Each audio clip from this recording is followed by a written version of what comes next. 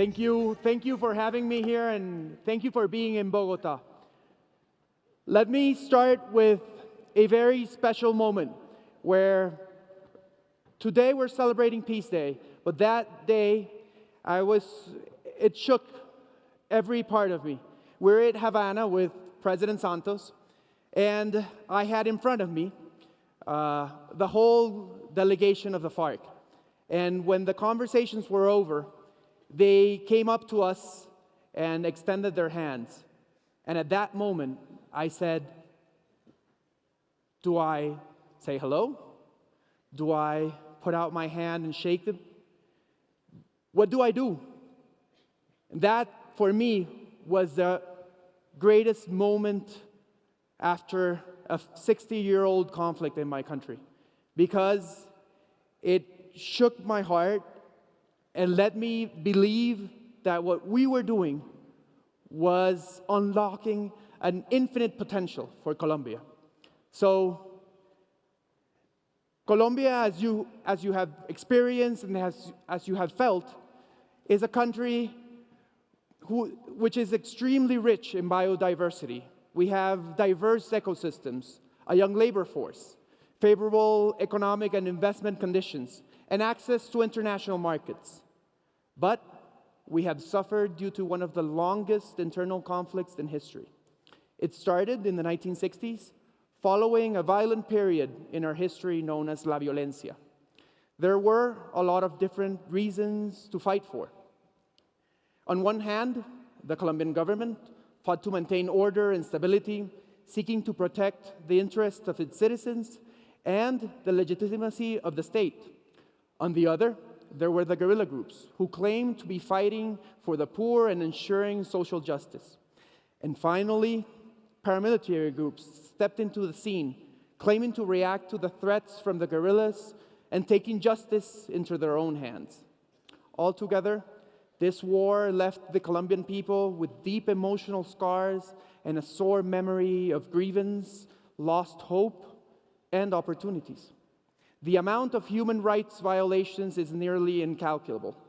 Hundreds of people were forcefully recruited and taken to the depths of the Colombian jungle to fight a war they did not want. More than 7 million people were uprooted from their hometowns and driven to cities by fear for their lives, with limited prospects of providing for their families. We had over 8,000 registered cases of child recruitment, and at least 200,000 people lost their lives. Overall, Colombia has had over 8 million victims due to this conflict. In other words, 1 out of every 5 Colombians has been directly affected by this war. But Colombia has changed. Last November, thanks to President Santos, we signed a peace treaty with the FARC, Colombia's largest guerrilla group, effectively bringing conflict to an end. At the recent United Nations General Assembly, Colombia was the good news to the world. Previous negotiations had failed, but this time we got it right. The FARC has now given up 100% of all their weapons, a process that has been verified by the United Nations. Former FARC members are already helping rebuild communities that had been previously affected by their actions. Today, FARC has transitioned into a political group that participates in the democratic process. With peace, Colombia is now able to shift its focus towards other pressing needs, such as education, infrastructure, and the environment. Pope Francis's recent visit to Colombia has contributed to reinvigorating hope for a better, more tolerant country. However, the task isn't complete yet. People need to feel that peace has arrived. And peace for people, for us, means access to markets, better public services and goods, security of the state and its institutions. And these changes won't happen on their own. It is up to us, the younger generations, to enable change and convert challenges into opportunities and opportunities into realities. Only through loud actions can we achieve this transformation. So, how do we do it? First, think local. As acting mayor of Cartagena, a city of more than 1 million people, I have made youth-related policies one of my priorities to implement a sustainable peace on the ground.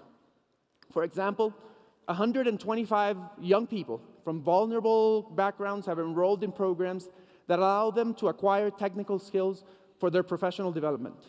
I've sat down with representatives of local gangs and put in motion a pact for peace with 80 of them.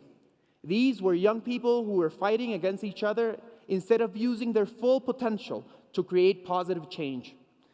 Actions like these impact communities and local economies, changing the very dynamics of our social fabric. Young leaders and opinion influencers, like you, are key to this process. And we need to provide you and them with the platforms to be heard and be seen. Secondly, engage those who think differently. As a close advisor to President Santos, I saw firsthand how people who historically did not tolerate each other work together to resolve their differences. The clearest example is the negotiation between the government and the FARC, which lasted for more than 4 years. During the negotiations in Havana, we strived for solutions instead of focusing on arguments that historically separated us. The Colombian case is the perfect example for setting aside differences and uniting for a common goal. We, the younger generations, are responsible for honoring that effort and implementing it on a daily basis. And we will only succeed if we become better listeners and aren't afraid of hearing a different point of view. Our strength relies in our differences. And finally, build partnerships. As some of you may know, the Sustainable Development Goal number 17 highlights the power of partnerships to bring global actions towards tangible results. As director of the Presidential Agency for International Cooperation, we work to build partnerships because we know that change only lasts when we join forces. One person can trigger change, but if we really want it to be sustainable, we have to work with others. For people like me in the Colombian government, that includes working with the private sector, working with civil society, and working with other local and national governments around the world. We prioritize post-conflict regions where we implement projects alongside the private sector, expanding their reach and maximizing their impact on local communities. Partnerships mobilize, redirect, and unlock the power of all the people who gather around them. It is our duty as youths of the world to propel them. So, let's put your power to the test. Let's take out our phones. I hope everybody is connected to the Wi-Fi.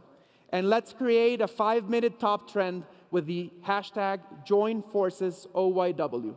I'll tweet myself for the citizens of Cartagena, the young citizens of Cartagena, to become citizens of hope. There. I think it's done. So, remember, in order to generate change, we have to, 1, think local, 2, engage those who think differently, and 3, build partnerships. In other words, act local, think big, and impact many. These 3 practical tips will empower you and transform you into a social leader that can affect change in